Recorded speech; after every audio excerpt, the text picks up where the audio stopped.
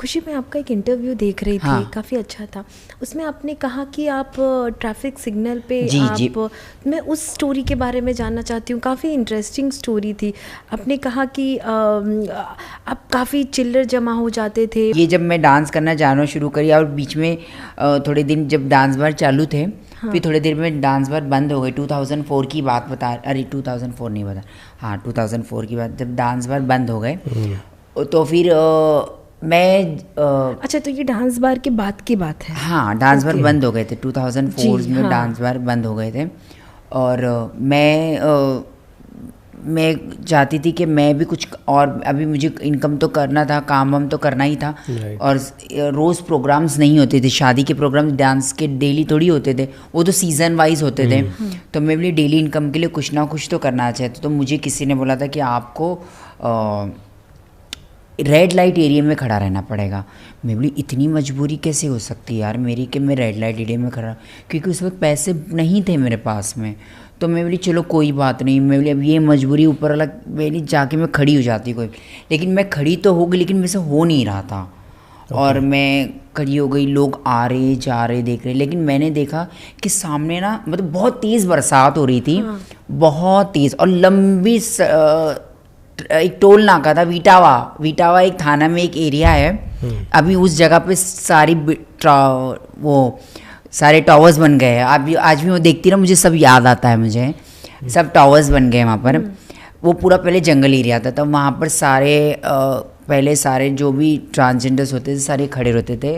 मतलब for prostitute के लिए था। तो मैं भी एक दिन वहाँ जाके खड़ी होगी कुछ पैसों की मजबूरी के लिए।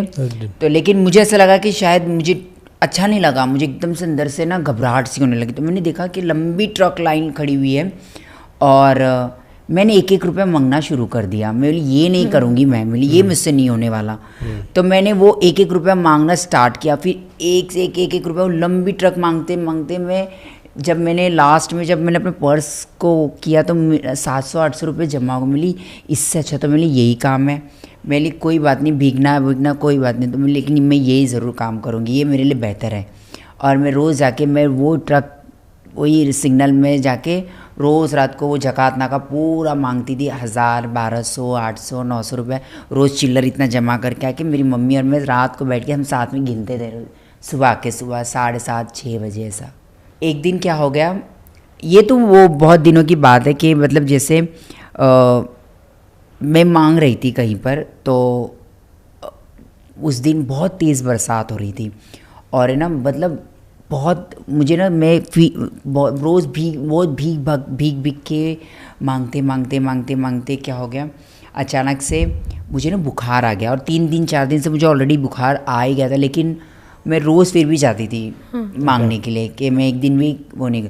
लेकिन एक दिन मैं बहुत तेज़ वो बरसात में भीग मांगते हुए मुझे एकदम ठंडी से बुखार आके ना मैं एक कोने में बैठ गई।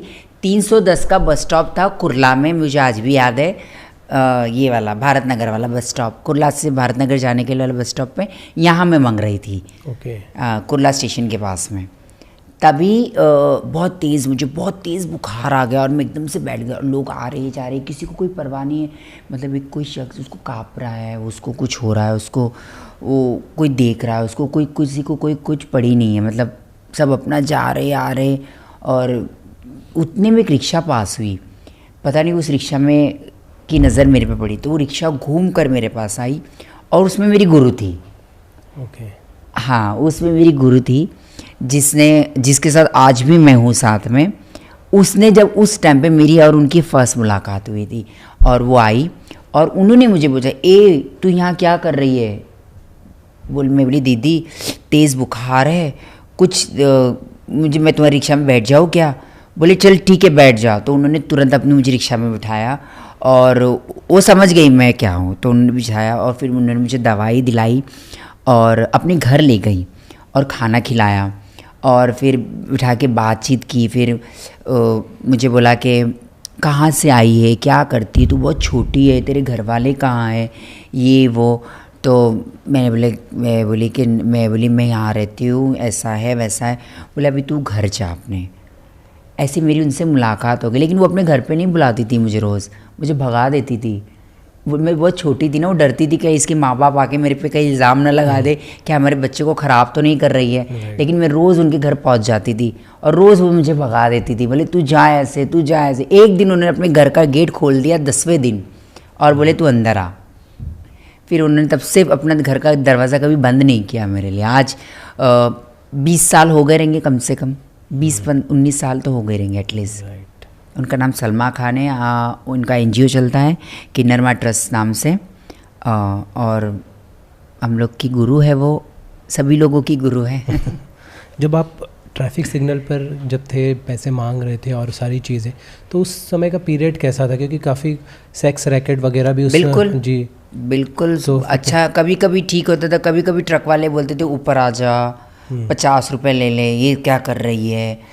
हर माहौल एक जैसा नहीं होता। और उस वक्त तो ऐसा था ही ऐसा, क्योंकि जिस लेन में मैं मंगती थी उस लेन में वहाँ पर प्रोस्टिट्यूशन होता था, तो वो लोगों को ऐसा लगता था कि मैं भी वैसी हूँ। और वो मेरे साथ ऐसा बिहेव भी बात करती कि 50 रुपये में आ जाओ, पर ये तेरा असली है, ये नकली है, ऐसे सब बातें, बहुत वल्गैरिटी बात वाली बात होती थी। अब मैं आपको क्या बोलूँ, क्या क्या बातें मैंने सुनी रहेगी ना, मैं यहाँ बोलूँगी तो क्या बोलूँ, आपको बीप बीप करना पड़ेगा घड़ी घड़ी।